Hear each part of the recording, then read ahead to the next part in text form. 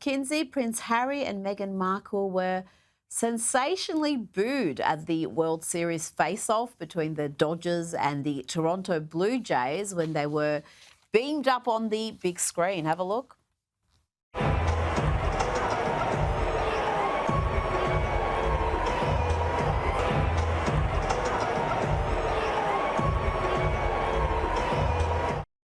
Oh, I can see these two dining out on this for years to come.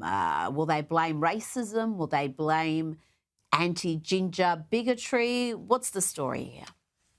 Oh my goodness, the look on Prince Harry's face when it registers that they're being booed, you could tell that really affects him. This is interesting because recently an LA-based crowdsourcing site called Ranker named Meghan Markle the #1 most disliked celebrity in the United States. They polled 48,000 people. Prince Harry wasn't far behind, ranking 3rd on the list, with only convicted Wow. sex offender Sean Diddy Combs separating the pair. The reaction they received at the World Series seemed to confirm this sentiment. When Meghan and Harry appeared on the Jumbotron while sitting front row in front of all of these athletic greats, like why should they be on the front row? Where is your son Archie, Harry? Why are you always dragging your bride? The crowd erupting in boos. It's a clear reminder that they may not be as admired as they believe they are. Well, not even in the US. We know what the Brits think about them and what Australians think about them. But even in the US, where you would think in California with celebrity culture, they would have some standing. But no, even the Yanks are sick of them. Now, that wasn't the only time Prince Harry copped a brutal slapdown this week. He was also mocked on comedian Hassan Minhaj's show about his memoir and life in the US. Let's have a listen. Hey, do you like my Cybertruck? You guys out there, you cannot laugh like this. We're having a real thing. No, but by the way, the laughter, it's encouraging. Is it encouraging or is it mocking me? I'm not sure. Come on, y'all. He can't be too upset about that, can he? Look, according to a 2023 New Yorker profile, comedian Hassan Minhaj fabricated personal stories about experiencing racism in his stand-up specials and interviews, basically saying he's an insincere and problematic race baiter. This is the perfect venue for Prince Harry, since he married one of those as well. This is a huge PR fail on Harry's team, and he looked silly. The guest made fun of him, and was given this big opportunity. So if I were Harry and Meghan's publicist, I would probably be looking for another job. Well, I wasn't aware of Hassan's form in this area. That is very, very interesting indeed.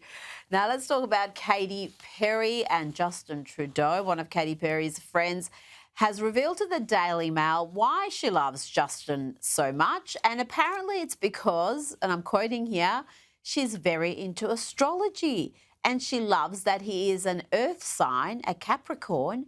She is a Scorpio, like a total typical Scorpio. So she is very driven and headstrong. So she likes having an earth sign as a boyfriend because it grounds her. This is a quote from the friend. Kinsey, I think I lost around 20 IQ points just reading that out. I mean, really, she can't be that daft. I think that we just don't understand this because we're not astronauts. And when you're an astronaut, you need a boyfriend that grounds you, okay? If she's Makes specifically sense. looking for a boyfriend that grounds her, perhaps it's just because life in space is hard and maybe one day we'll get there. Yes, maybe she's mixing up astronomy and astrology. Maybe the two can be brought together by the power of Katy Perry. We can only hope. Now, this is ugly. Listen to this. Former CNN news host Don Lemon has been labelled a hypocrite after telling the co-host of his new digital show that he thinks Megyn Kelly looks trans and that she's clockable, which they then Google and realise the term means you can easily identify or clock a person as being transgender. Have a listen. Megyn Kelly, my final words, kind of looks like a Barbie doll covered in like WD-40. I think she looks trans. Let's end on that note. She looks, as they say, she looks clockable. I'm lost for words. I mean, what is he looking at? Megyn Kelly is objectively beautiful. She's a beautiful woman. There's no doubt about whether she's a woman. And what an ugly attack from someone like Don Lemon, who has said some fairly questionable things in the past whilst he was an anchor at CNN. And isn't it interesting about how it's always about women? You know, he's not this critical and hateful about and judgmental about other men. What he got fired for at CNN was talking about, women. So this just feels like it's perfect, right in his wheelhouse.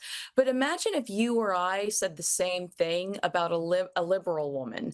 We would be canceled. We would be absolutely destroyed for it. Why does he get a pass? Is it because Kelly is considered a conservative woman? I think it's, again, another example of the tolerant left showing their true colors, how absolutely hateful they can be. Before you go, just quickly, actress Jamie Lee Curtis has clarified remarks she made about Charlie Kirk in the days following his death. This is after she copped backlash, Kinsey, because she didn't celebrate his death. She's got a bit of a far left following this one. Yeah, and she said that she was mistranslated when she said that she wished him well, and that she wasn't intending to speak about Kirk in a very positive way, but was talking about his faith.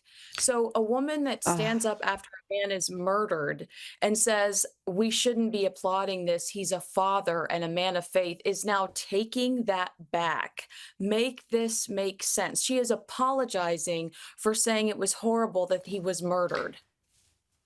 Absolutely disgusting. Kinsey Schofield, thank you so much for your time tonight.